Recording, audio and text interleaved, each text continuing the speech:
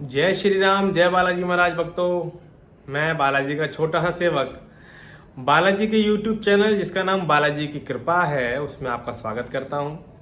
मैं आपको एक हनुमान जी के भक्त का ऐसा अनुभव बताऊंगा कि हर मोड़ पे हनुमान जी ने उसकी सेवा या मैं यूँ कहूँगा रक्षा करी या यूँ मैं कहूँगा कि मदद करी।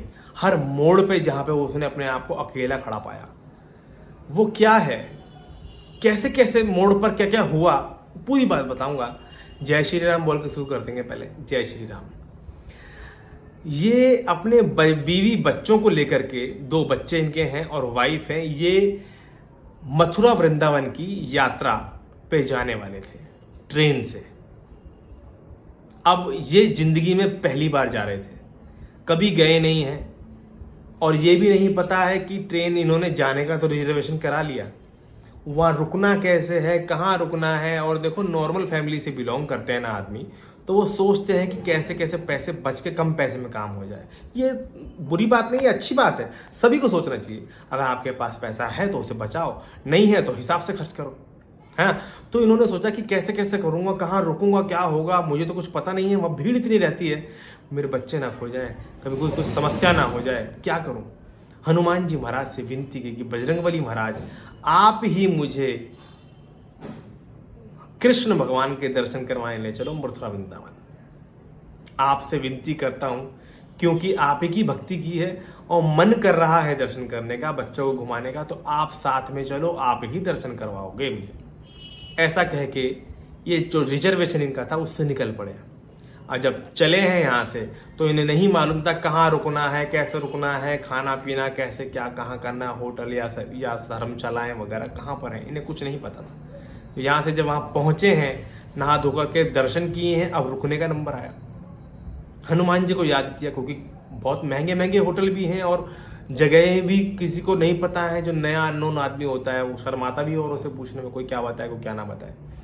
उसी दौरान हनुमान जी को याद किया है और हनुमान जी ने ऐसी कृपा की कि ऐसे जानकार का इनके पास फोन आया कि आप उस धर्मशाला में चले जाइए, उस धर्मशाला में मेरी बहुत पहचान है, वहाँ पे खाने के पैसे भी नहीं लगते हैं, खाना भी वगैरह भी वहाँ पे ऐसे ही मिलता है भगवान की कृपा से।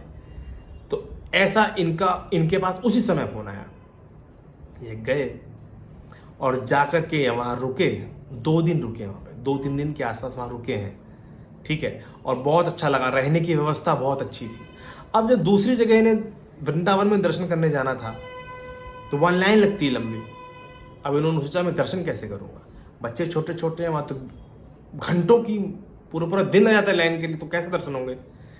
तो हनुमान जी से फिर गुहार लगा कि बजरंगबली महाराज कृपा करना, अपने भक्त पे बिना लाइन के दर्शन करा दो प्रभु, चमत्कार दिखा दो।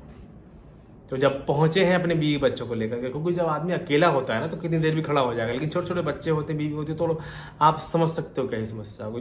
जो शादीशुदा लोग हैं वो समझ जाएंगे मेरी बातों को, उनको अपने से ज़्यादा बीवी बच्चों की चिंता होती है, क्योंकि बाप तो बाप ही होता है ना। तो वहाँ जब पहुँचे हैं तो भाई साहब लाइन में मात्र कुछ लोग, और ये जब पहुंचे लाइन में घुसे, जल्दी दर्शन करके आ गए। इन्हें इतनी खुशी हुई, हनुमान जी महाराज का इतना धन्यवाद दिया इन्होंने बेहिसाब। सब दर्शन हो गए। आखिर में अब एक समस्या बड़ी सामने आई। वो क्या, आ तो गए थे ट्रेन से, जाने का इनको कुछ पता नहीं था, क्योंकि आने का तो रिजर्वेशन करा, जाने का नहीं कराया।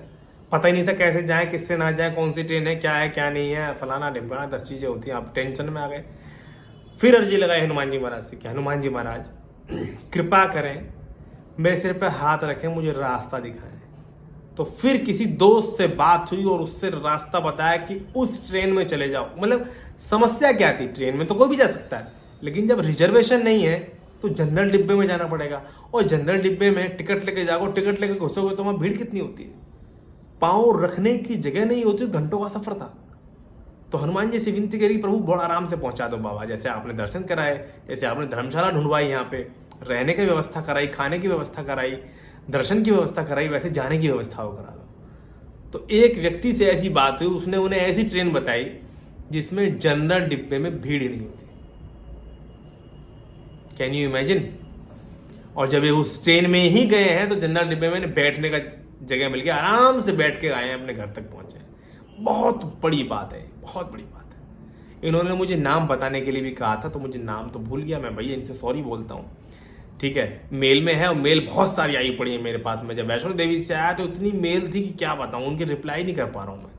धीरे धीरे थोड़ा कर रहा हूँ जितने भी मैं कर पा रहा हूँ। तो उनकी मेल उसमें खो सी गई है, तो मैं ढूंढना बड़ा मेरे को आप वो लग रहा है, मुश्किल लग रहा है। अगर रोज टाइम टू टाइम मेल के रिप्लाई हो रहे होते तो मैं देख लेता।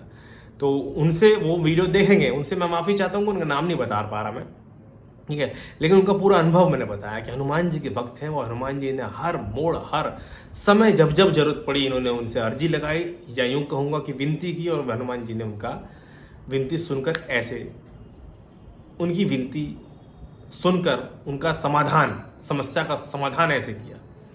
असली भक्त, सच्चे भक्त की ऐसी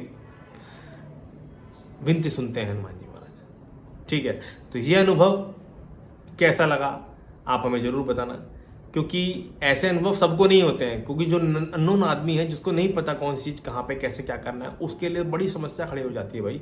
और सीधे साधे आदमी होते हैं, उनको नहीं बात करने का तरीका सामने वाले से, क्योंकि आजकल दुनिया कितनी चंट है। तो वो इन्होंने ऐसे किया। और उन्होंने एक चीज़ और बताई कि जब ये लाइन में लगे हुए थे दर्शन के लिए, तो वहाँ पे एक बंदर इनका चश्मा लेके चला गया था, और उसने बोला मैं ऐसे नहीं दूंगा। फिर उन्होंने उनको फ्रूटी दी, तब उसने चश्मा वापस किया। तो उन्होंने सोचा ये हनुमान जी ही थे जिन्होंने मुझे मदद की मेरी, और मदद करने के बदले उन्होंने फ्रूटी मुझसे मांग के लिए। तो बहुत गजब का अनुभव हमें लगा जब हम पढ़ रहे थे, और आपको बता रहे हैं, हमें बहुत इंजॉय हो रहा है। और हनुमान जी महाराज आपको भी ऐसे अनुभव कराएं, और आपकी भी मदद करें हमेशा, हर मोड़ पर, हर समय, हर संकट, हर परेशानी में। यही हम कामना करते हैं। इस चैनल को ऐसे ही देखते रहिए, प्यार देते रहिए। हमारे दूसरे चैनल को भी प्यार दीजिए, वंशु टीपी के ब्लॉग्स को। उसका लिंक डिस्क्रिप्शन में है। लाइक शेयर सब्सक्राइब करें, उसको वीडियोस देखा करें, हम ही उसमें हैं, हमारे ही ब्लॉग्स हैं। अदर मंदिर, अदर भगवान के बारे में उसमें सारी इन्फॉर्मेशन है। जय श्री राम, जय बालाजी महाराज, जय जय श्री राम, जय हनुमान जी महाराज।